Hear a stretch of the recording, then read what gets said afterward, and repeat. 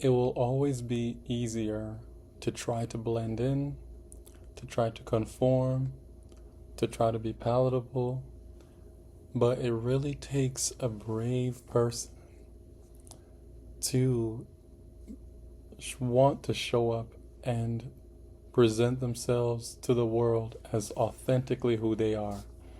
And I really wanted to emphasize to you, just using myself and my experience as an example, because if you're watching this and this doesn't resonate with you, that's perfectly okay. I know that I have a certain amount of followers, and I know the algorithm is going to push my videos to lots of people.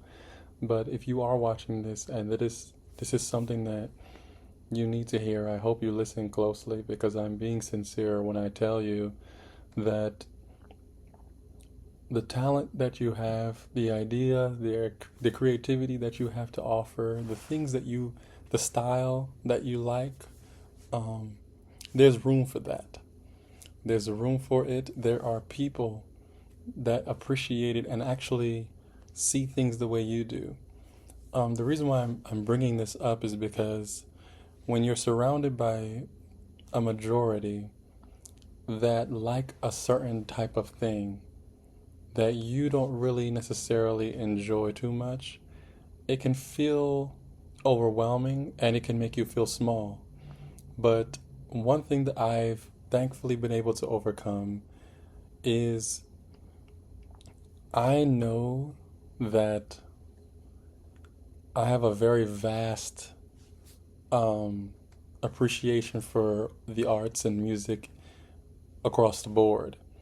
For example, to be very, very specific, when I recorded Promises and the different songs for it, and I decided it was going to be a 9 track project, um, I knew specifically I wanted this album to have the type of songs that it did and the type of styles of songs that it did.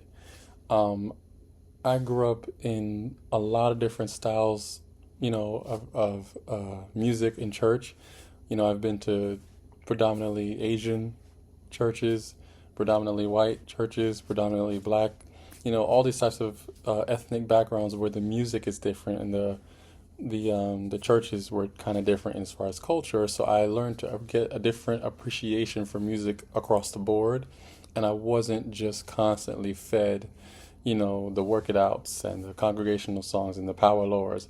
I wasn't stopped or stuck at, traditional gospel music. So my palette became more wide the older I gotten. And that was just my singular experience. However, that's not everybody's experience. I've met people that they've only listened to one demographic and style of music their whole lives, that they really they have a harder time having an appreciation for other styles, which doesn't mean necessarily that that style is bad. It just means that they have a more narrow palette for what they consider good music. So what I'm saying to you is that though I can appreciate a good shout song, a good, hymn, a good CCM worship song, I was not I was not worried about who wouldn't like the music or who would.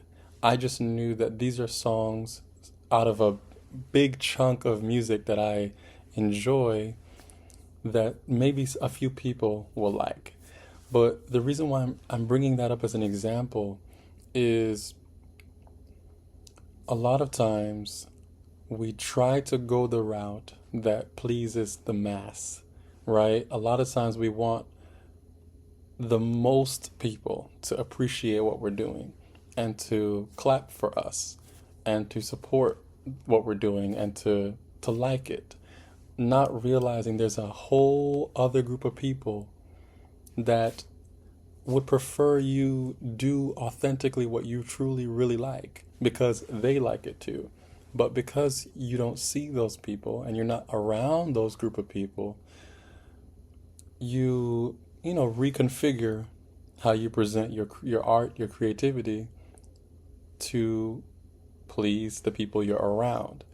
And I want you to understand Everybody doesn't play the same, everybody don't sing the same, everybody don't see music the same, everybody don't hear music the same, but have a fundamental understanding that what makes you unique, and I cannot emphasize this enough.